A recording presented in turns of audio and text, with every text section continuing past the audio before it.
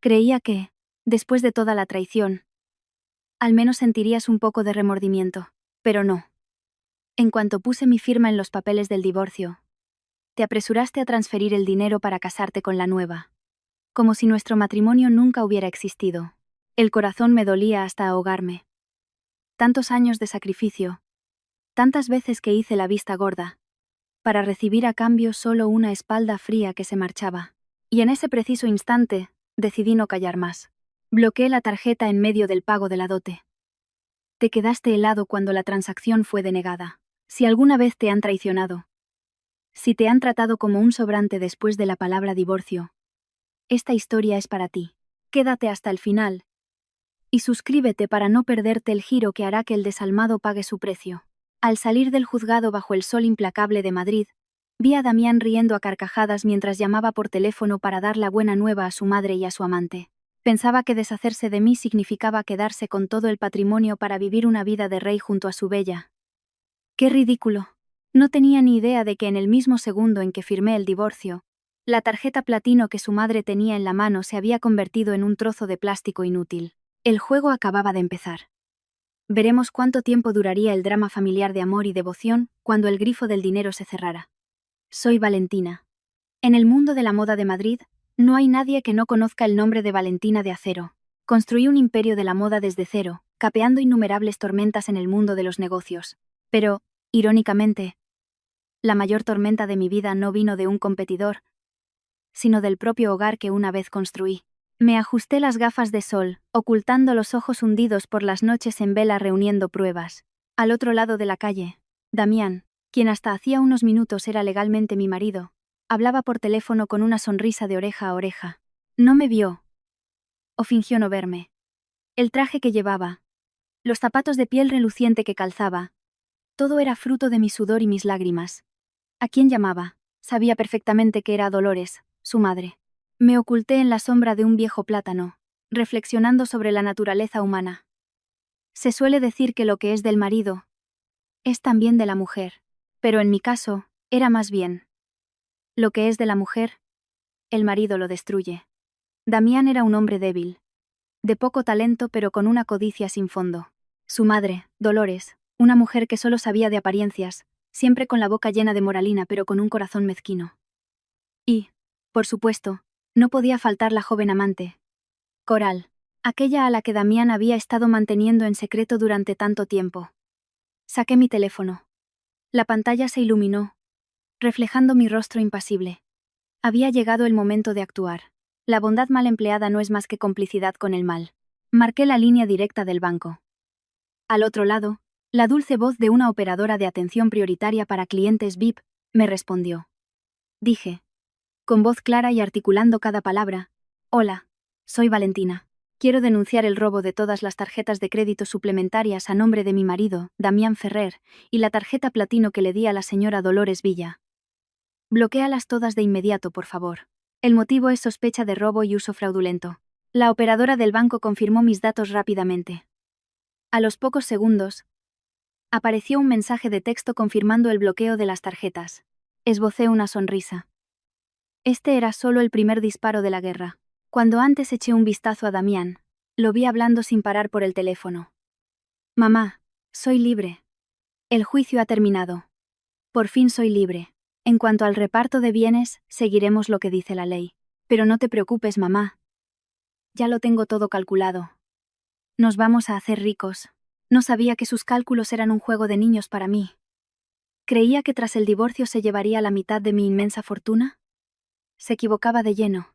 Cada euro que malversó, cada engaño, lo tenía documentado hasta el último céntimo. Más tarde, gracias a los informes del detective y a las grabaciones de las cámaras, supe con detalle lo que ocurrió al otro lado de la línea. Cuando Damián llamó, Dolores estaba en un taxi con Coral. Dos mujeres, una mayor y otra joven, pero extrañamente unidas por su amor por lo material. Al oír que su hijo se había divorciado con éxito, Dolores se alegró como si le hubiera tocado la lotería. Se giró y le dio una palmada en el muslo a Coral. Dolores dijo con voz jubilosa. «¿Has oído, Coral? Damián se ha librado por fin de esa mujer de cara larga. Cielo santo, llevo esperando este día años. Vaya tipo de mujer. Siempre metida en el trabajo, y en casa con cara de funeral, sin mostrar el más mínimo respeto a su suegra. No es tan dulce y considerada como tú, Coral. Con su apariencia de inocencia cuidadosamente elaborada, respondió con voz melosa. No digas eso, suegra. Solo siento pena por Damián, que ha sufrido mucho. Valentina es tan brillante que seguro que él se sentía bajo mucha presión. Oye, suegra, con una noticia tan buena, ¿por qué no vamos a celebrarlo? He visto que Valentina te dio esa tarjeta platino tan poderosa. Aprovechemos antes de que la reclame y vamos de compras a lo grande. Considéralo un regalo para compensar todos estos años aguantando a una nuera tan terrible. A Dolores le sonó a música celestial. Sus ojos brillaron. Asintió repetidamente y añadió: Tienes toda la razón. Esa tarjeta tiene un límite de varios cientos de miles de euros. Valentina no tendrá tiempo de reclamarla. Hoy tú y yo vamos a El Corte Inglés de Castellana, el centro comercial más lujoso de Madrid, y vamos a arrasar con las tiendas. A ver qué puede hacer. Su dinero es también el dinero de mi hijo. El taxi cambió de rumbo y se dirigió a toda velocidad hacia el barrio de Salamanca. Dolores y Coral, embriagadas por su victoria imaginaria, no sabían que se dirigían directamente a la trampa que yo les había tendido. En medio del calor del mediodía, el tráfico seguía fluyendo incesante.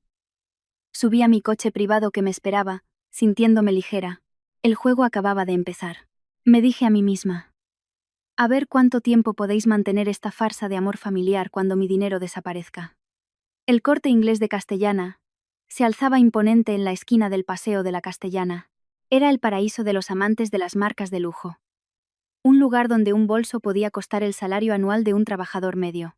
Al entrar, el calor sofocante de Madrid quedó atrás, reemplazado por una corriente de aire fresco y el aroma de perfumes caros. Dolores y Coral entraron en el gran vestíbulo con aires de reinas. Dolores llevaba un vestido de seda color mostaza y un collar de perlas de imitación que siempre presumía de ser una antigüedad.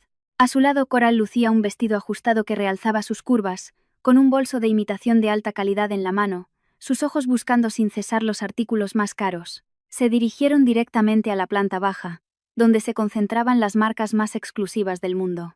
Coral arrastró a Dolores a la tienda de Gucci. Se lanzó sobre los estantes de bolsos, cogiéndolos y dejándolos, sin parar de halagar. Coral susurró: Suegra, este bolso te queda perfecto. Este color es tan elegante y distinguido. Te quitará 10 años de encima. Tus amigas del barrio se morirán de envidia al verlo. Dolores cogió el bolso, miró de reojo la etiqueta del precio y chasqueó la lengua, pero sus ojos no podían ocultar el deseo. Dijo en voz alta, para que los dependientes la oyeran: Bueno, no está mal. Estas cosas no son nada para nuestra familia. Mi nuera es directora ejecutiva. Tiene dinero para aburrir. Elige lo que quieras, cariño. Hoy invita a la casa. Los dependientes, al ver a clientas tan espléndidas, se acercaron solícitos. Coral, sin reparos, eligió un bolso del último modelo y unos tacones con incrustaciones de brillantes. Dolores no se quedó atrás y eligió un pañuelo de seda y un bolso de mano.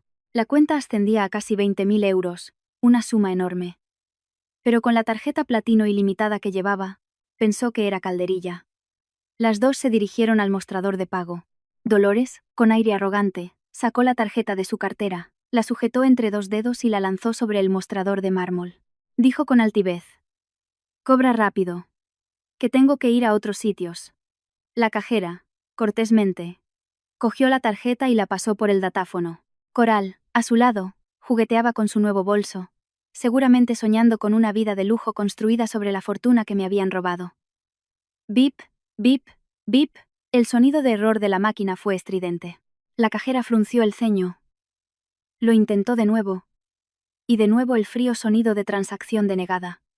El ambiente se tensó. La empleada levantó la vista, con una expresión de desconcierto pero manteniendo la profesionalidad. Disculpe. Señora. La máquina indica que el pago con esta tarjeta ha sido denegado. El sistema informa que la tarjeta ha sido denunciada por robo. Por favor, compruébelo o utilice otra tarjeta. Para Dolores fue como un rayo. Su cara se puso roja de vergüenza e ira. Golpeó la mesa con fuerza. ¿Qué dices? ¿Cómo que robada? Esta tarjeta me la dio mi nuera para que la usara. ¿Sabes quién es mi nuera? Es la presidenta de un imperio de la moda. Tu máquina está rota. Vuelve a intentarlo. Coral, a su lado, también palideció e intervino rápidamente. Seguro que es un error, señorita. Pruebe a limpiar el chip y pasarla de nuevo. ¿Cómo va a dar error una tarjeta VIP? La empleada lo intentó por tercera vez. Con empleada lo intentó por tercera vez. Esta vez, el sistema no solo dio error, sino que activó una alerta automática al departamento de seguridad. Una suave sirena sonó en el mostrador y una luz roja parpadeó. En un instante, aparecieron 2 guardias de seguridad corpulentos y un gerente. El gerente dijo con voz severa: «Disculpen, señoras. Hemos recibido una notificación del banco de que el titular ha denunciado el robo de esta tarjeta y ha solicitado su anulación. Por favor, acompáñennos a una oficina para aclarar la situación». En ese momento, Dolores estalló como si le hubieran pisado la cola. Gritó en medio del lujoso centro comercial. Su voz resonó por todo el vestíbulo. «Ladrones. Intentáis acusar a una anciana de robo. Soy la suegra de la dueña. Tengo derecho a usar esta tarjeta. Soltadme». La gente empezó a arremolinarse. En esta era, todo el mundo tiene un smartphone en la mano. Decenas de cámaras apuntaron a Dolores y Coral. Coral, al ver esto, se asustó. Se tapó la cara con las manos y se escondió detrás de Dolores. Pero Dolores no conocía el miedo. Se tiró al suelo de mármol frío, pataleando y gritando: «¡Ay, cielo santo! Mi nuera me ha tendido una trampa». Me dio la tarjeta y luego denunció el robo para que la policía me detuviera. Esa nuera desvergonzada, esa ladrona. La escena era tragicómica. Una anciana elegantemente vestida revolcándose en el suelo de un centro comercial, gritando obscenidades. La multitud grababa y cuchicheaba. Alguien con mala lengua dijo: «Seguro que robó la tarjeta y la pillaron comprando. Y ahora monta el numerito. Mira la cara de la otra. Tiene pinta de culpable». 15 minutos después, llegó la Policía Nacional. Actuaron con decisión. Debido al elevado importe de la transacción y a la denuncia de robo, tanto Dolores como Coral fueron invitadas a la comisaría para prestar declaración.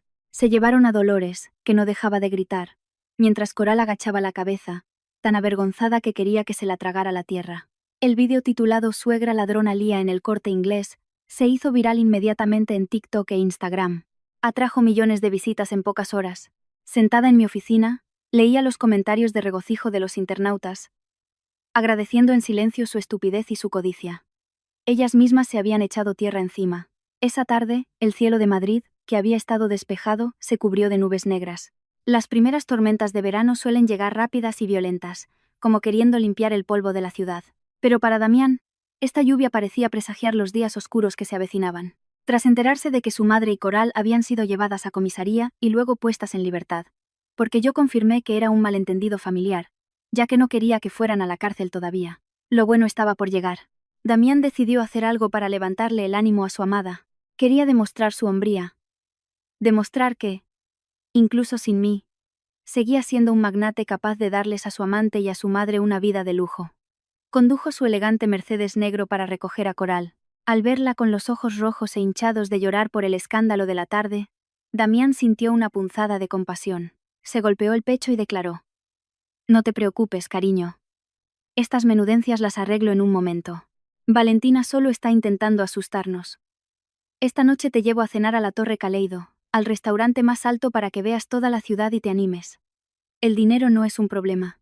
Coral, al oír Torre Caleido, recuperó un poco el brillo en los ojos. Dejó de llorar, se retocó el maquillaje y subió al coche. El coche se deslizó suavemente bajo la lluvia, llevándolos al edificio más alto de España. En el lujoso restaurante de la última planta, Damián pidió los platos más caros. Solomillo de bagú con láminas de oro, foie gras francés, vino tinto de reserva. Se sentaron junto a la ventana, contemplando la ciudad brillante y borrosa por la lluvia. Damián levantó su copa, con un aire de suficiencia. «¿Ves? Mientras estés a mi lado te prometo que te daré todo. Pronto retiraré mi capital y empezaré mi propio negocio, sin tener nada que ver con la empresa de mi exmujer. Entonces podremos disfrutar sin límites». Coral ronroneó y asintió. «Confío en ti. Eres el mejor. Solo tengo miedo de que Valentina vuelva a hacer de las suyas». Damián lo descartó con un gesto. «¿Qué puede hacerme? Soy su marido. Los bienes son gananciales.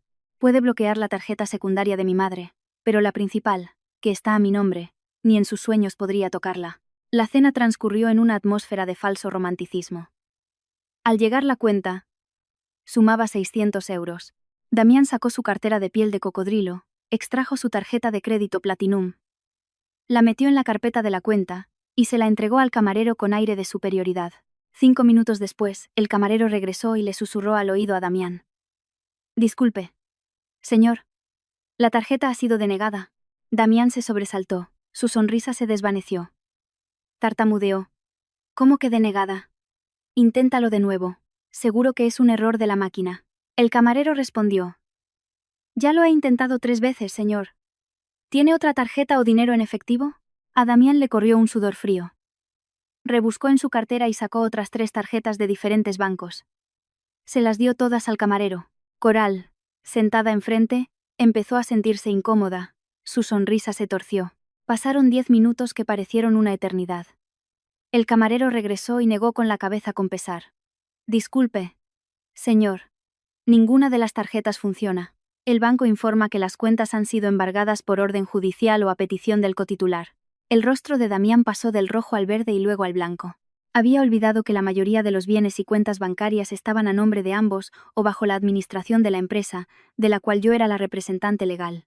En cuanto se admitió a trámite la demanda de divorcio y con las pruebas de que él estaba ocultando bienes, pedí a mi abogado que solicitara medidas cautelares urgentes para embargar todas las cuentas conjuntas. Al final, Damián tuvo que vaciar toda su cartera, buscar hasta la última moneda en sus bolsillos y sumar el poco efectivo que llevaba Coral para poder pagar la cuenta, sin que sobrara ni un céntimo. 2 personas que acababan de cenar manjares con oro ahora tenían que rebañar hasta el último euro. Fue una humillación total. Pero su mala suerte no terminó ahí. Al bajar al aparcamiento subterráneo, un guardia de seguridad los detuvo. Disculpe, ¿es usted el propietario del Mercedes con esta matrícula? Damián asintió, con el corazón en un puño.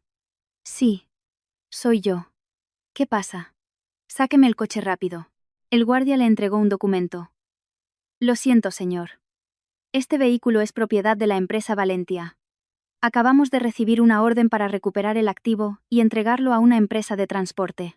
Una grúa se lo ha llevado hace 10 minutos por impago de las cuotas del aparcamiento y a petición del propietario legal. Damián se quedó petrificado. El coche de lujo, símbolo de su éxito, el medio para presumir y ligar con chicas, se había desvanecido. Coral, a su lado, con el rostro descompuesto, ya no podía mantener su falsa dulzura. Gritó. ¿No decías que lo tenías todo controlado? ¿Y ahora cómo volvemos? Con esta lluvia. Damián, nervioso, intentó calmarla. Tranquila, cariño, llamaré a un Cabify. Abrió su teléfono. Pero, por desgracia, la cuenta bancaria vinculada a la aplicación también estaba bloqueada. Su cartera estaba vacía después de la cena. Se giró hacia Coral y susurró. ¿Te queda dinero? Pide tú el coche, por favor. Coral miró a Damián con un desprecio que nunca antes había mostrado. Cogió su teléfono y pidió una moto de alquiler, sin importarle la lluvia torrencial. Mi dinero solo da para una moto. Date prisa o nos empaparemos. La última imagen de esa noche romántica fue la de Damián y Coral, antes vestidos de marca, ahora empapados como ratas, acurrucados en 2 motos de alquiler, sorteando los charcos de Madrid. La lluvia les azotaba la cara, pero quizás no tanto como la cruda realidad que empezaban a saborear. Sin Valentina, Damián no era nada. Y esto era solo el preludio de los miserables días que les esperaban. A la mañana siguiente, llegué a la oficina más temprano de lo habitual. La sede de nuestra empresa ocupaba las plantas superiores de la Torre de Cristal, uno de los rascacielos que dominan el cielo de Madrid. Desde la ventana de mi despacho, podía contemplar todo el Paseo de la Castellana y los imponentes edificios que lo flanqueaban. Pero hoy no tenía tiempo para disfrutar de las vistas. Hoy era el día en que iba a tender la red para pescar al pez más gordo.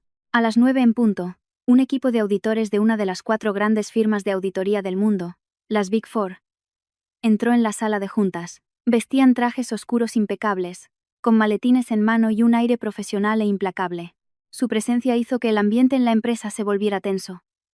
Los empleados normales sentían curiosidad, mientras que los que tenían algo que ocultar empezaron a ponerse nerviosos. Convoqué una reunión de emergencia del Consejo de Administración. Damián entró en la sala, con el rostro aún hinchado por la humillación de la noche anterior. Intentó mantener la calma. Se sentó frente a mí, pero sus ojos esquivos no podían ocultar su inquietud. Golpeé suavemente la mesa de cristal con un bolígrafo. Mi voz sonó firme y clara. Señores, durante el último tiempo he observado numerosas irregularidades en los informes financieros de la empresa. Para garantizar la transparencia ante los accionistas y prepararnos para nuestra próxima salida a bolsa, he contratado a una firma de auditoría independiente. Revisarán todos los libros y documentos de los últimos 3 años. Pido a todos los departamentos la máxima colaboración. Damián palideció al oír esto. Se levantó de un salto y golpeó la mesa, protestando. ¿Qué juego es este, Valentina? ¿Por qué no me has consultado? También soy accionista y vicepresidente. Una auditoría es algo muy delicado. ¿Y si se filtran secretos comerciales? Lo miré con una frialdad cortante. Damián, quien nada debe, nada teme. Si has hecho las cosas bien y con transparencia, no tienes nada que temer de una auditoría, a menos que tengas algo que ocultar. Esta decisión ha sido aprobada por mí como presidenta del Consejo de Administración, de acuerdo con los estatutos de la empresa. No tienes derecho a vetarla. Damián se quedó sin palabras y se desplomó en su silla. Durante toda esa mañana, la atmósfera en el departamento de finanzas fue de máxima tensión. Los auditores trabajaron con un rigor extremo. Revisaron cada factura. Cotejaron cada cifra. A mediodía, el jefe del equipo de auditoría llamó a mi puerta y dejó sobre mi mesa un grueso dossier. Dijo escuetamente: Señora Valentina, hemos encontrado un agujero muy grande. Abrí el dossier. Aunque estaba preparada mentalmente, no pude evitar quedarme impactada por la cifra. 800.000 euros. Era la cantidad que Damián había desviado de la empresa en los últimos 3 años. Había inventado todo tipo de gastos: comidas con clientes, viajes de negocios, estudios de mercado, compra de material de oficina a precios desorbitados, facturas falsas firmadas con gran astucia. Había viajes a Europa con Coral, presentados como viajes de negocios para expandir el mercado, cuando en realidad eran vacaciones de lujo y compras. Con el dossier en la mano, fui al despacho de Damián. Estaba sentado, hundido en su silla. Al verme entrar, se sobresaltó. Lancé el dossier sobre su escritorio y dije con voz gélida: Míralo. 800.000 euros. ¿Qué te creías? ¿Que podías saquear la empresa tan descaradamente? ¿Pensabas que yo era una idiota? Damián cogió el dossier. Sus manos temblaban mientras pasaba las páginas. El sudor le perlaba la frente, a pesar de que el aire acondicionado estaba a 18 grados. Tartamudeó, negándolo todo. Esto tiene que ser un error. Todo lo que hice fue por el bien de la empresa. Esos gastos de representación eran para conseguir contratos. Si no entiendes de negocios, no me acuses. Me reí con desdén. ¿Representación en un resort de 6 estrellas en las Maldivas? ¿Representación con bolsos de Hermès y relojes Rolex? No intentes excusarte. Te doy una última oportunidad. Devuelve todo el dinero en una semana. Consideraré no presentar cargos penales. De lo contrario, prepárate para pasar una larga temporada en la cárcel. Dicho esto, me di la vuelta y me fui, dejándolo solo con su terror. Esa misma tarde, Damián buscó desesperadamente una salida. Quedó con Héctor, el director financiero de la empresa, en una discreta cafetería en un callejón del barrio de las Letras. Héctor era quien había aprobado los gastos fraudulentos de Damián, un cómplice a la fuerza, presionado por el poder de Damián. Más tarde, al escuchar la grabación, comprendí la desfachatez de Damián. En la tranquila atmósfera de la cafetería, la voz de Damián sonaba amenazante y suplicante a la vez. Dijo con urgencia: Héctor, tienes que sacarme de esta. Mi mujer me tiene cogido.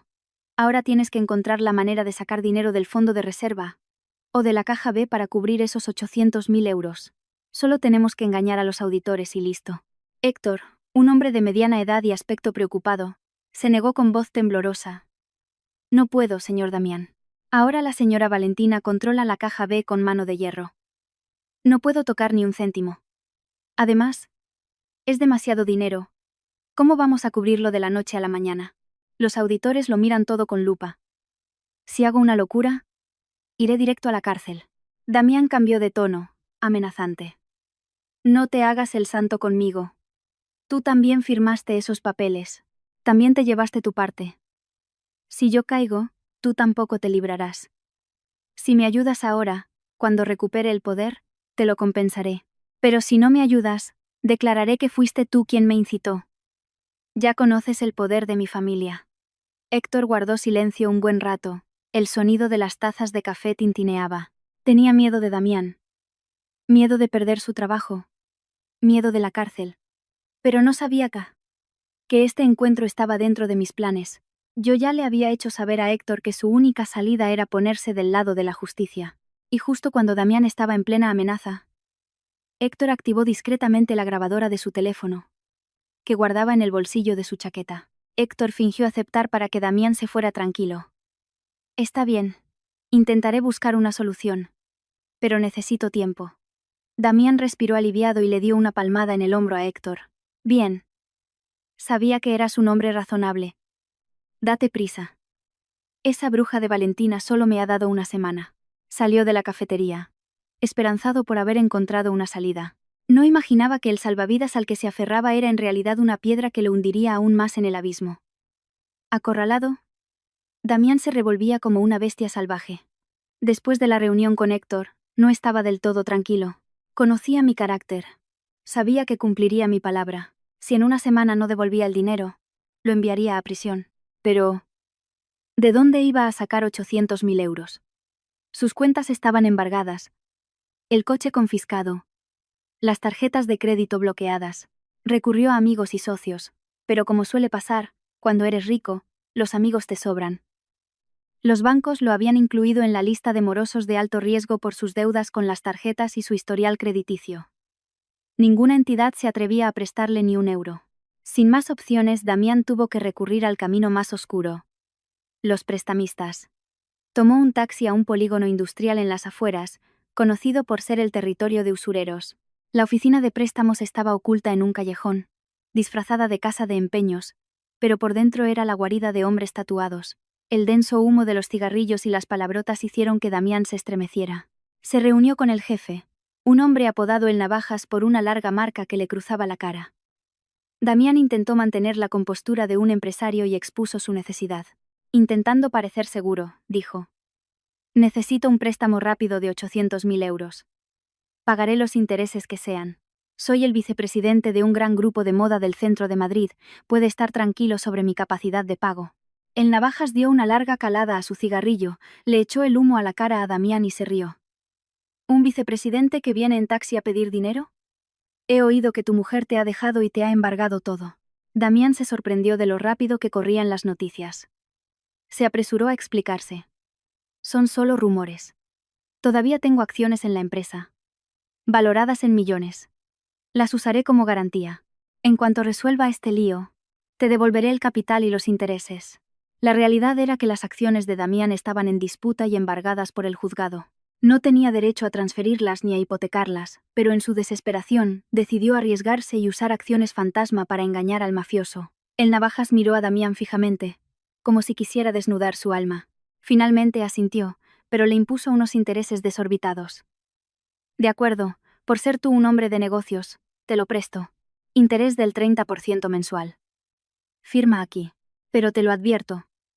Si no pagas a tiempo, no te quejes de que sea cruel. Me quedaré con tus acciones o con tu vida. Lo que sea. Damián firmó el pagaré con mano temblorosa. Salió de la guarida del lobo con un maletín lleno de dinero, con la espalda empapada en sudor. No sabía que acababa de venderle su alma al diablo. Con el dinero en la mano, Damián corrió al apartamento de lujo que le había alquilado a Coral después de que la echaran del hotel por no pagar. Coral estaba haciéndose la manicura. Al ver a Damián con el dinero, sus ojos brillaron. Pero cuando Damián le contó el origen del dinero y la presión de la deuda, su rostro se ensombreció. ¿Estás loco? ¿Pedir un préstamo a usureros? ¿Cuándo vamos a devolver eso? Los intereses se acumulan. No podremos pagarlo ni vendiendo el alma. ¿De verdad piensas devolver esos 800.000 euros a la empresa? Si lo haces, nos quedaremos sin nada. Damián se agarró la cabeza, desesperado. No sé qué hacer. Si no pago, Valentina me meterá en la cárcel. Y si voy a la cárcel, lo pierdo todo. Mi vida estará acabada. Coral guardó silencio, pensativa. Sus ojos astutos calculaban. De repente, tuvo una idea audaz y retorcida. Se abrazó a Damián y le susurró al oído con voz dulce como la miel. No te preocupes, cariño. Tengo un plan genial. No tendremos que devolver el dinero de inmediato, y tampoco tendremos que temer la demanda de Valentina.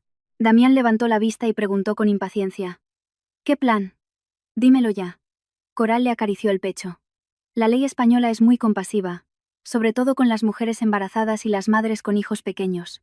Si ahora mismo estuviera embarazada, podrías decirle al juez y a la policía que eres el principal sostén de la familia y que tienes que cuidar de tu mujer embarazada. Te darían la libertad condicional o suspenderían la ejecución de la pena. Incluso podríamos usar el embarazo para presionar a Valentina y a su familia. Todas las madres quieren hacer el bien por sus hijos y nietos. No se atreverá a ir hasta el final. Damián dudó. Pero si no estás embarazada de verdad. Coral sonrió maliciosamente. Lo fingimos. Hoy en día todo se puede comprar. Conozco a alguien en Barcelona que se especializa en falsificar documentos médicos. Son idénticos a los reales. Desde ecografías y cartillas de embarazo hasta historiales médicos. Todo a prueba de falsificaciones. Encargamos un juego completo que diga que estoy embarazada de 3 meses. A esas alturas, la barriga aún no se nota. Nadie podrá comprobarlo. Damián escuchaba embelesado. El plan le pareció perfecto. Podría ganar tiempo conmigo, pedirle dinero a su madre y apelar a la compasión de la opinión pública. Abrazó a Coral y la besó en la mejilla. Eres mi salvadora. Qué inteligente eres. Haz el pedido ya, pagaré lo que sea.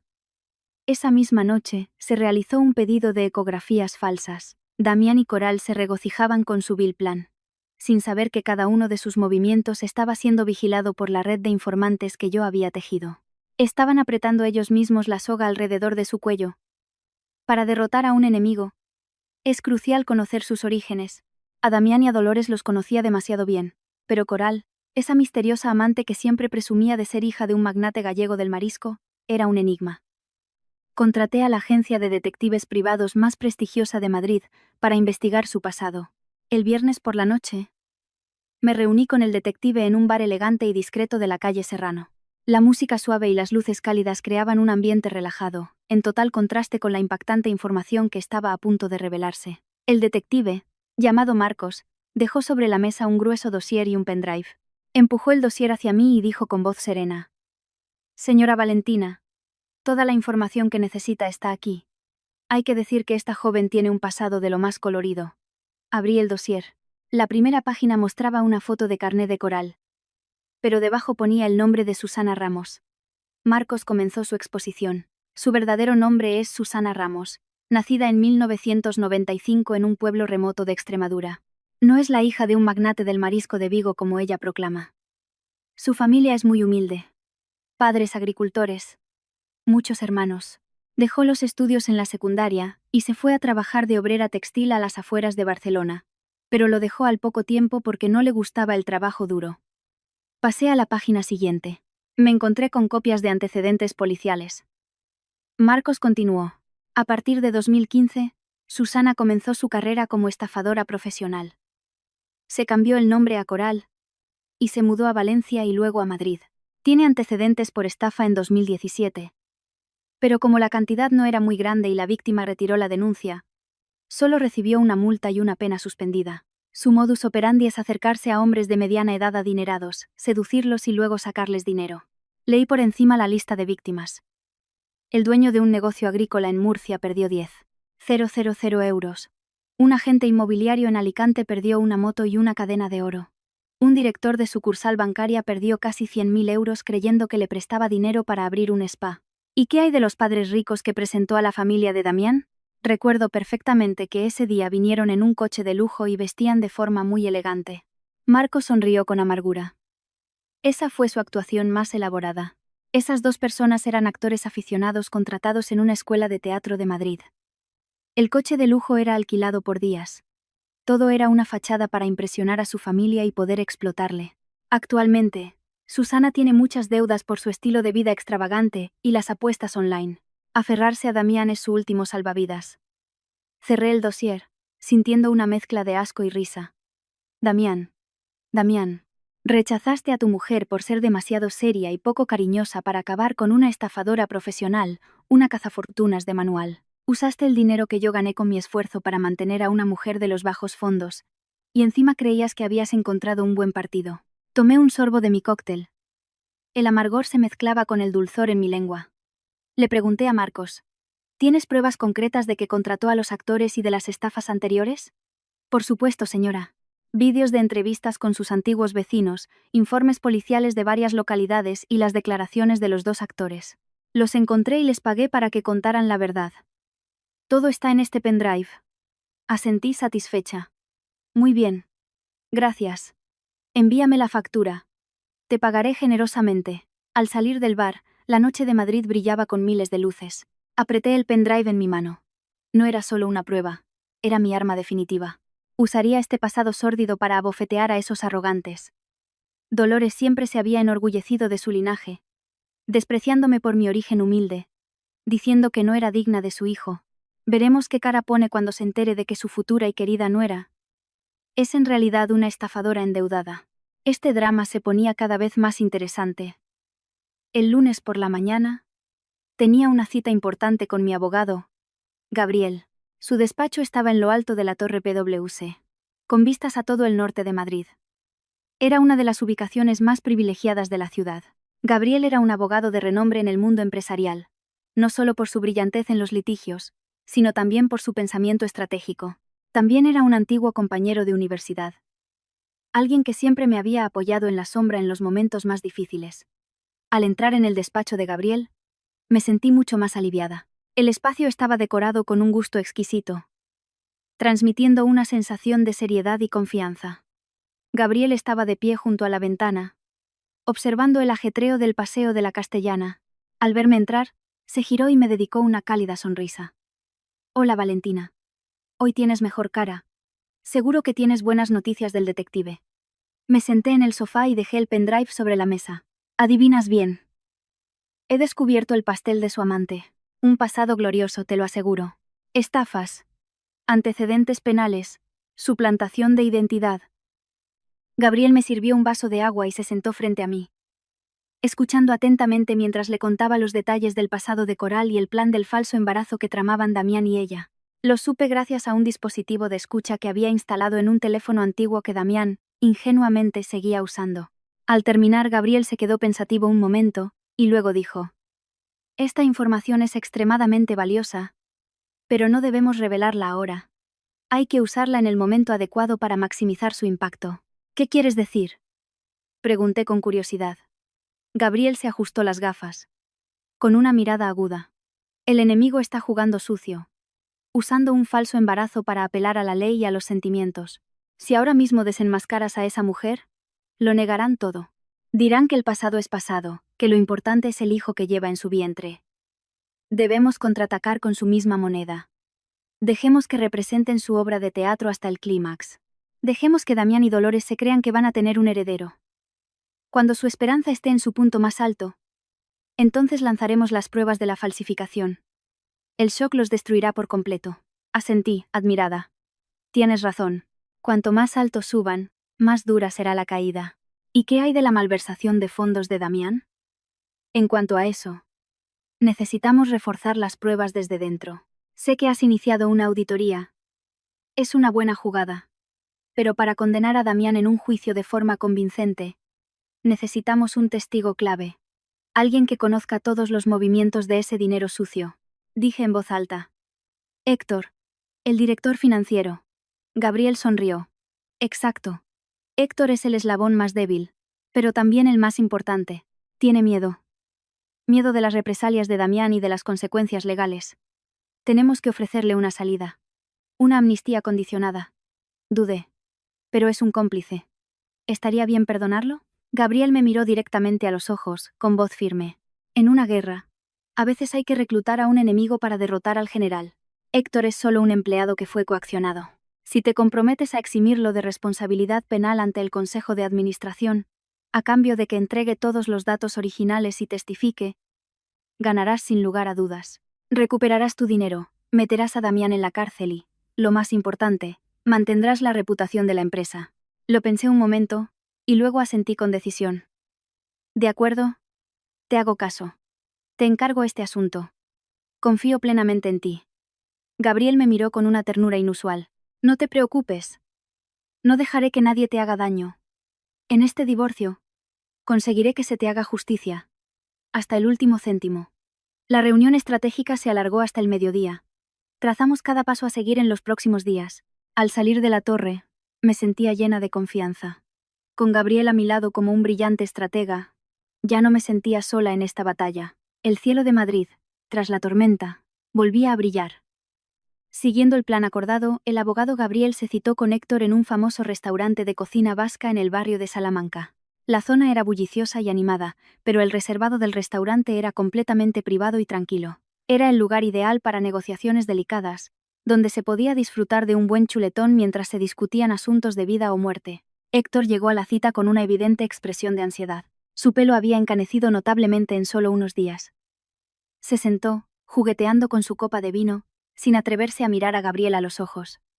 Gabriel inició la conversación de forma suave pero contundente. Buenas noches, Héctor. Espero que le guste el vino. Supongo que estos últimos días no ha dormido muy bien. Héctor forzó una sonrisa. Gracias, abogado. La verdad es que estoy entre la espada y la pared. El señor Damián me presiona para hacer cosas ilegales, y la señora Valentina ha mandado a los auditores. Estoy atrapado. Gabriel cortó un trozo de carne y dijo con calma. Entiendo su situación. Tiene una esposa y 2 hijos estudiando en el extranjero. Necesita este trabajo y, lo que es más importante, necesita su libertad para cuidar de su familia. Damián está ahogado en deudas, incluso con usureros. ¿Cree que alguien que se está ahogando puede salvarle a usted? ¿O más bien le arrastrará consigo para que le sirva de escudo? A Héctor le corrió un sudor frío y su voz tembló. Lo sé. El otro día incluso me amenazó. Pero ya he firmado esos papeles, ¿qué puedo hacer ahora? Gabriel dejó los cubiertos. Sacó un documento legal ya redactado y se lo pasó a Héctor. Este es su salvavidas. La señora Valentina me ha autorizado a hacerle esta propuesta. Si acepta cooperar plenamente, entregar todas las pruebas y datos originales sobre la malversación de Damián y testificar en el juicio, la señora Valentina firmará una decisión para eximirle de toda responsabilidad. Solo se le aplicará una sanción disciplinaria interna y un despido pactado, sin que conste en su historial. Su expediente quedará limpio. Héctor cogió el documento y lo leyó ávidamente. Cada palabra. Sus manos temblaban, pero esta vez de emoción y esperanza. No podía creer que le ofreciera una salida tan favorable. ¿De verdad la señora Valentina está dispuesta a perdonarme?, preguntó con la voz quebrada. Gabriel asintió con firmeza. La palabra de la directora general Valentina vale su peso en oro. Ella entiende que usted también ha sido una víctima de un abuso de poder. Pero esta oportunidad solo se presenta una vez. Hoy. Si sale por esa puerta sin firmar, mañana podría recibir una orden de detención en su casa. Y entonces, aunque la señora Valentina quisiera, ya no podría ayudarle. Héctor no dudó más. Sacó un bolígrafo del bolsillo de su chaqueta y firmó el acuerdo de colaboración. Luego, sacó de su maletín un pendrive negro y lo colocó respetuosamente sobre la mesa. Aquí están todos los datos contables reales, no la versión manipulada para la declaración de impuestos. Contiene los detalles de cada cantidad que el señor Damián retiró. La fecha, el lugar, el concepto de la transferencia y las grabaciones de las veces que me obligó a falsificar documentos. Las guardé en secreto por si acaso. Ahora se las entrego a usted y a la señora Valentina. Gabriel cogió el pendrive y lo guardó con cuidado. Ha tomado la decisión más inteligente de su vida. Héctor, váyase a casa y descanse. Nosotros nos encargaremos del resto. La reunión terminó rápidamente. Cuando Héctor se fue, caminaba mucho más ligero, como si se hubiera quitado un peso de encima. Esa noche, Gabriel me llamó para darme la noticia. Por el tono exultante de su voz, supe que la victoria era nuestra. La mano derecha de Damián se había vuelto en su contra, convirtiéndose en la lanza más afilada que se clavaría en su espalda. Con el pendrive de Héctor y el dossier sobre Coral, tenía las 2 espadas necesarias para acorralar a esa pareja de adúlteros. Todo se desarrollaba según el guión.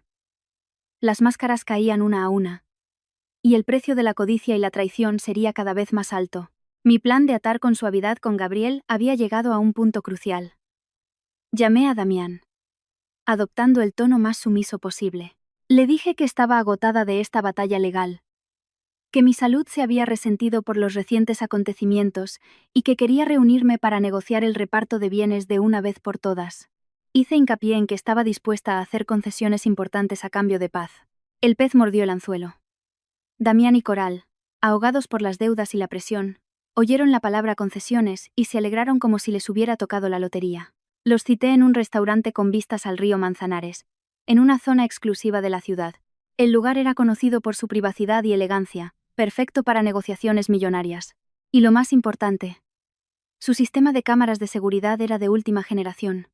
Además de los diminutos micrófonos que había hecho instalar en la mesa. A las 7 de la tarde, Damián y Coral aparecieron. Coral llevaba un vestido holgado, caminaba con dificultad a propósito, y se acariciaba el vientre constantemente para representar su papel de embarazada. Damián la ayudaba con cuidado, su rostro reflejaba la suficiencia del que se siente superior. Pensaba que yo me había rendido. Yo ya estaba esperando. Había pedido una botella de vino tinto, pero solo me serví un vaso de agua. Cuando se sentaron, fui directa al grano. Empecé con voz grave y triste. Os he convocado hoy aquí para poner fin a todo esto. No quiero seguir peleando. La empresa se está viendo gravemente afectada. Los accionistas me presionan. Acepto darte, Damián, el 30% de las acciones, más el chalet de La Moraleja donde vive tu madre. Los ojos de Damián brillaron. Se giró para mirar a Coral. Ambos intercambiaron una mirada de codicia indisimulada. Coral, fingiendo timidez, dijo: Valentina, pensar así es lo correcto. Al fin y al cabo, llevo en mi vientre un hijo de Damián. Cuanto antes lo dejes ir, mejor para todos. Te ahorrarás quebraderos de cabeza y mantendrás la reputación de ser una persona razonable. Contuve mi ira y seguí lanzando el cebo. Pero tengo una condición. Debes retirar la demanda para dividir el patrimonio por la mitad y firmar este acuerdo de inmediato. Después de firmar, desbloquearé las cuentas bancarias para que tengas dinero para cuidar de tu madre y de Coral. Damián levantó su copa de vino, bebió de un trago y se rió con desdén. Si hubieras sido tan razonable desde el principio, no habríamos llegado a esto. De acuerdo. Acepto. Pero, para serte sincero, Valentina, en cuanto tenga la casa de La Moraleja, no pienso dejar que mi madre viva allí. Fingí sorpresa. ¿Qué dices? Es la casa de tu madre. ¿Piensas echarla a la calle? Damián hizo un gesto displicente con la mano. Su tono era indiferente, cuando el vino y la codicia empezaron a hacer efecto. Mi madre puede volver al pueblo con sus parientes, o le alquilo un pisito viejo. Ese chalet vale millones ahora. Coral y yo ya lo hemos hablado. Lo venderemos. Con ese dinero y el de las acciones, nos iremos a vivir a Canadá. Este país está lleno de cotilleos. Quiero irme a vivir una vida de lujo y que mi hijo reciba la mejor educación. Coral asintió, apoyándolo, con voz melosa. Así es. Valentina. Damián quiere mucho a su madre. Pero las circunstancias mandan. Cuando estemos en Canadá, le enviaremos dinero para que viva cómodamente. Dejar una casa tan grande para una anciana es un desperdicio. Nosotros necesitamos el capital para empezar de nuevo. Apreté los puños bajo la mesa. ¡Qué sangre fría! Dolores había dedicado su vida a mimar a su hijo, para que al final, en sus planes de futuro, ella fuera solo una carga de la que deshacerse. Estaba dispuesto a vender el hogar de su propia madre para perseguir un sueño imposible con su amante estafadora. Volví a preguntar para que quedara bien claro en la grabación. Damián, ¿estás seguro de que quieres vender el chalet de La Moraleja, el hogar de tus antepasados y el único refugio de tu madre, para irte al extranjero con Coral? Damián golpeó la mesa y afirmó. 100% seguro. La casa está a nombre de los dos. Si me la cedes, tengo todo el derecho a venderla. Mi madre no podrá hacer nada. Dame el papel, lo firmo. Le acerqué el acuerdo. Firmó sin leer la letra pequeña. Él y Coral brindaron por su victoria, riendo y hablando sobre el futuro en Canadá. No sabían que toda su cruel conversación, incluyendo el plan para vender los bienes y abandonar a su madre, había sido grabada. Sería la peor condena moral para Damián, y la prueba irrefutable para mí para el siguiente paso. Recuperar lo que era mío por derecho. Al terminar la cena, observé las espaldas de los dos embriagados por su victoria imaginaria. Pensé, reíd ahora, porque mañana no podréis reír más. A la mañana siguiente, el cielo de La Moraleja estaba despejado y soleado. En el exclusivo barrio residencial, Dolores organizaba una gran barbacoa en el jardín. Había invitado a todas sus amigas del club de señoras y a los vecinos. El propósito principal era presumir del éxito de su hijo.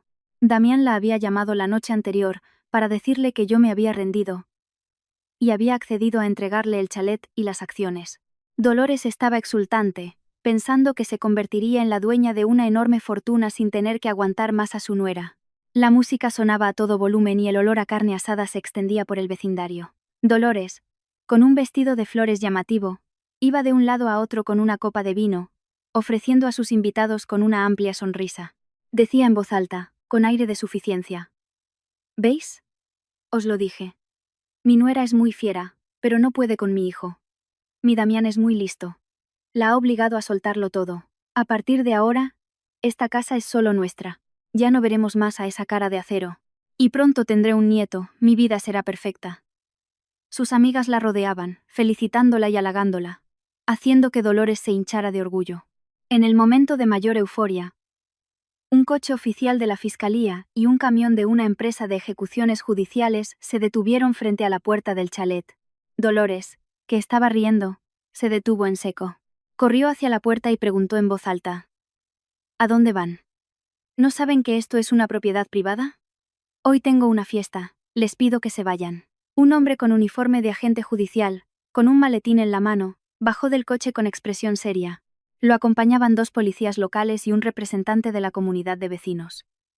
El agente judicial leyó en voz alta y clara: Buenos días, señora Dolores Villa. Estamos aquí para ejecutar una orden de medidas cautelares urgentes del juzgado de primera instancia. Este chalet es actualmente un bien en litigio y, al mismo tiempo, la garantía de una deuda de 800.000 euros que el señor Damián Ferrer malversó de la empresa Valentia. A petición de la demandante y para garantizar la ejecución de la sentencia, procedemos al embargo y precinto de todos los bienes en esta dirección. Se ruega a usted y a todas las personas no relacionadas que abandonen la propiedad de inmediato. Dolores se quedó petrificada. La copa de vino se le cayó de las manos y se hizo añicos en el suelo. Tartamudeó. ¿Qué? Precinto. Mi hijo me dijo que esta casa ya era suya. Se equivocan. Esta es mi casa. El agente le mostró la orden judicial con el sello rojo del juzgado. Aquí está. Blanco sobre negro. Señora, el señor Damián firmó un reconocimiento de deuda y usó esta propiedad para garantizar un préstamo personal con prestamistas. Al mismo tiempo, la empresa tiene derecho a reclamar la deuda. Le ruego que coopere. Si se resiste, nos veremos obligados a usar la fuerza. En ese momento, el equipo de embargo comenzó a entrar en la casa. Pegaron precintos rojos en cada objeto. El sofá italiano que tanto le gustaba a Dolores. El televisor de pantalla curva. El frigorífico. Incluso la puerta de su dormitorio. Todo fue cubierto de fríos precintos. Los invitados al ver la escena se alborotaron. Cuchicheaban y señalaban a Dolores. Vaya, vaya. Y parecía tan rica. Resulta que está ahogada en deudas y le embargan la casa. Y hace un momento presumiendo. ¡Qué vergüenza! ¡Qué vergüenza! Vámonos, chicas. No nos vaya a salpicar. Los invitados se dispersaron como el viento, dejando a Dolores sola en medio de un jardín desordenado. Miró la casa de su vida, ahora ocupada por extraños, cada objeto precintado como una puñalada en su corazón. Incapaz de soportar el shock, se le nubló la vista. Sus piernas flaquearon. Gritó con todas sus fuerzas: Damián, hijo mío, me has arruinado. Y se desmayó en el césped artificial. Los policías tuvieron que llamar a una ambulancia para llevarla al hospital. Los vecinos miraban desde sus balcones, sin mostrar compasión, solo negando con la cabeza ante la arrogancia y el trágico final de una familia que una vez fue considerada honorable. Al mismo tiempo que la tormenta azotaba La Moraleja, en la sede de la empresa en el distrito financiero, otro terremoto estaba teniendo lugar. Damián llegó a la empresa eufórico, creyendo que pronto tendría el dinero para pagar al prestamista y huir a Canadá. Entró con aire triunfante en su despacho, con la intención de recoger algunos documentos importantes antes de su partida definitiva. Pero al abrir la puerta, se quedó helado. Le habían quitado el disco duro de su ordenador. El archivador personal estaba forzado y vacío. Sobre su escritorio solo había una citación judicial. Damián entró en pánico.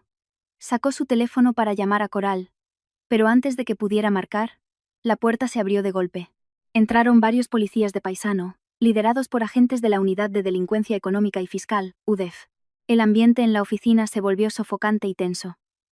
Todos los empleados dejaron de trabajar. Sus miradas se clavaron en el despacho del vicepresidente. Un agente se acercó a Damián. Su voz resonó firme en el silencio. ¿Usted es Damián Ferrer? Damián, pálido como la cera, retrocedió hasta chocar con el borde de su escritorio y respondió temblando: Sí, soy yo. ¿Qué ocurre? Procedemos a su detención por los presuntos delitos de apropiación indebida y estafa. Aquí está la orden de detención y registro urgente, aprobada por el juez de instrucción. Damián, al oír las palabras detención, sintió que las piernas le fallaban. Can intentó aferrarse a una última esperanza, gritando: «Se equivocan. Soy el vicepresidente. El dinero que gasté es de mi propia empresa familiar. Mi mujer me ha calumniado. Tengo un abogado». El agente no discutió. Hizo una seña a sus subordinados. 2 policías se abalanzaron sobre Damián y le retorcieron los brazos a la espalda. El chasquido seco de las esposas resonó fríamente, aprisionando las muñecas de quien una vez fue un hombre poderoso. «Queda usted detenido. Podrá declarar todo lo que considere oportuno en dependencias policiales». Se llevaron a Damián por el largo y frío pasillo de la empresa. Cientos de empleados, a los que antes solía gritar y humillar, ahora lo miraban desde ambos lados con una mezcla de miedo y desprecio. Nadie dijo una palabra, pero ese silencio era más aterrador que 1000 críticas. Yo estaba de pie en el entresuelo, con vistas al vestíbulo principal. Llevaba un traje blanco, con los brazos cruzados, observando cómo se llevaban a Damián como a un criminal. Al pasar por el vestíbulo, Damián levantó la vista y me vio. Sus ojos suplicaban ayuda, una salvación, pero yo le devolví una mirada fría, impasible.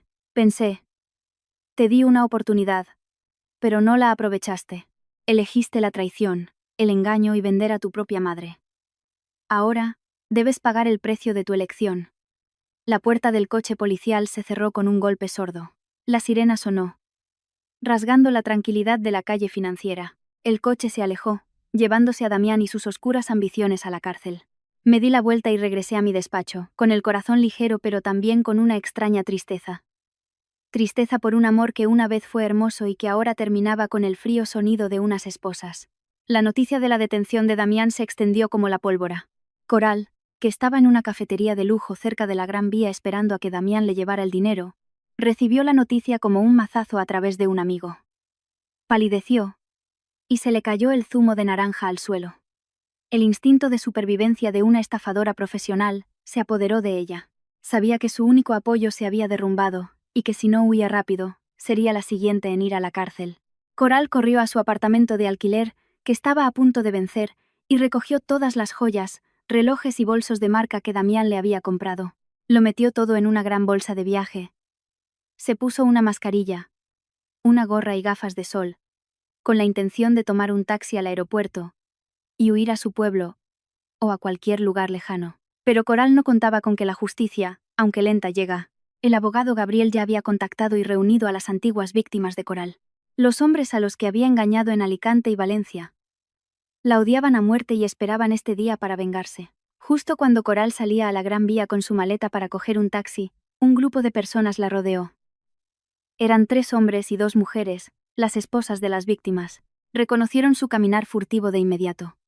Una mujer corpulenta, con el rostro lleno de ira, se abalanzó sobre ella, le agarró del pelo con fuerza y le arrancó la gorra. «Zorra, ¿a dónde crees que vas? Devuélvele el dinero a mi marido. Has destrozado mi familia, y ahora pretendes huir con el botín». Coral, aterrorizada, intentó zafarse. «¿Quiénes sois? Soltadme. Ladrones, ladrones». Los gritos de Coral atrajeron a una multitud. Cientos de teléfonos se levantaron para retransmitir en directo. Un hombre la acusó de llamarse Susana, de fingirse rica para estafar dinero para un spa y luego desaparecer. En medio del forcejeo, la barriga de silicona que simulaba el embarazo cayó al suelo. La verdad quedó al descubierto ante todo el mundo. Apareció la policía y la detuvo por múltiples denuncias de estafa. Se la llevaron esposada entre insultos, perdiendo su honor y su libertad. Una semana después, mi suegra, Dolores, pasó de ser una dama de la alta sociedad a una persona sin hogar. Su casa estaba precintada, su hijo en la cárcel, sus parientes la evitaban. Tuvo que dormir en el Parque del Retiro. Un día, vino a mi empresa y se arrodilló bajo la lluvia, suplicando perdón y un lugar donde quedarse. Al verla, recordé los días de humillación como nuera y su frase: «Cada oveja con su pareja». La rechacé fríamente. La vejez no es una excusa para la maldad. Me di la vuelta y me fui, dejándola bajo la lluvia. El precio de la ingratitud y el karma no perdonan a nadie. Damián salió en libertad bajo fianza, pero en lugar de arrepentirse, planeó su venganza. Buscó a un especialista en difamación en un callejón de un barrio obrero. Puso sobre la mesa un reloj Rolex falso, su última posesión, para contratar sus servicios. Damián le pidió que me pintara como una nuera cruel.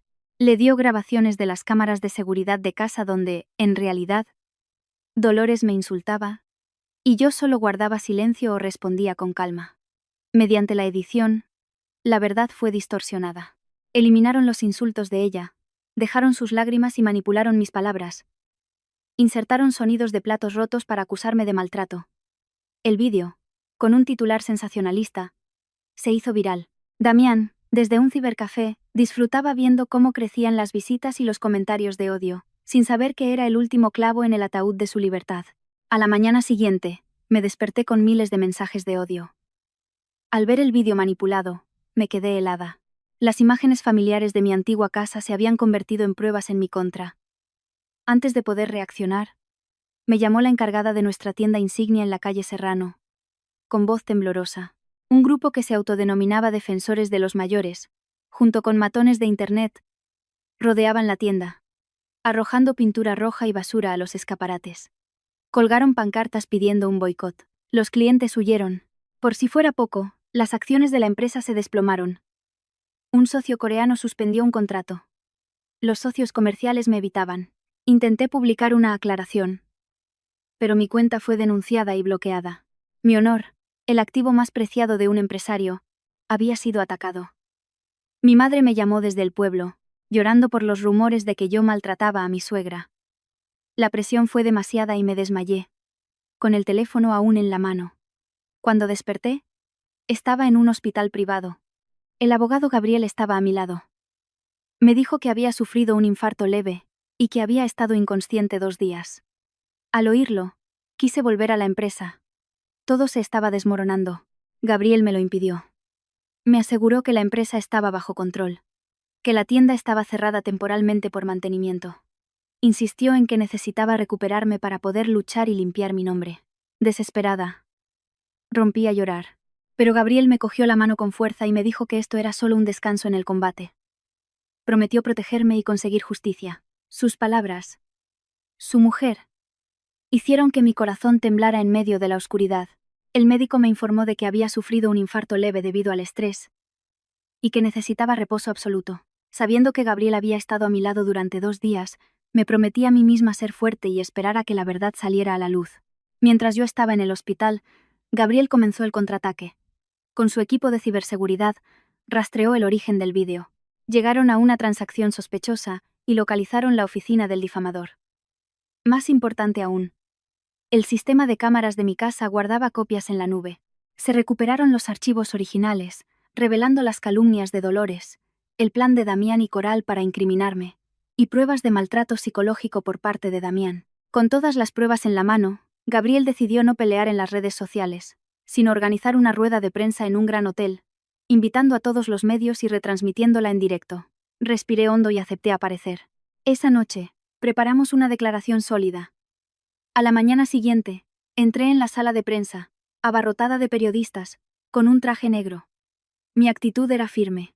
La tormenta no había amainado, pero estaba lista para darle la vuelta a la tortilla. En la rueda de prensa, junto a Gabriel y el testigo Héctor, proyectamos el vídeo original sin cortes. En la gran pantalla, aparecieron las escenas de Dolores calumniándome, Coral planeando la trampa, y Damián admitiendo la malversación y el complot. La sala se quedó en silencio y luego estalló. La retransmisión en directo alcanzó millones de espectadores. La opinión pública cambió de inmediato, pidiéndome disculpas. Mientras tanto, Damián, que estaba viendo la retransmisión, fue detenido por la policía por violar la libertad condicional y por el delito de calumnias. Lo esposaron entre abucheos. Terminé la rueda de prensa anunciando que donaría los 800.000 euros recuperados a organizaciones benéficas para ancianos desamparados y huérfanos. La justicia había comenzado. 3 meses después, el tribunal condenó a Damián a 10 años de prisión por apropiación indebida y calumnias, y a Coral a 5 años por estafa y complicidad. El arrepentimiento llegó demasiado tarde. En la cárcel, Damián vivió días miserables. Dolores vagaba por las calles, recogiendo cartones. Una vez, al verme en la portada de una revista de negocios, Rompió a llorar bajo la lluvia. Pero ya no había vuelta atrás. Un año después, en Ibiza, me vestí de novia para comenzar una nueva vida. La empresa se había recuperado con fuerza y se expandía internacionalmente. De las ruinas, reconstruí mi vida con coraje y bondad. La puerta de la habitación se abrió y entró Gabriel.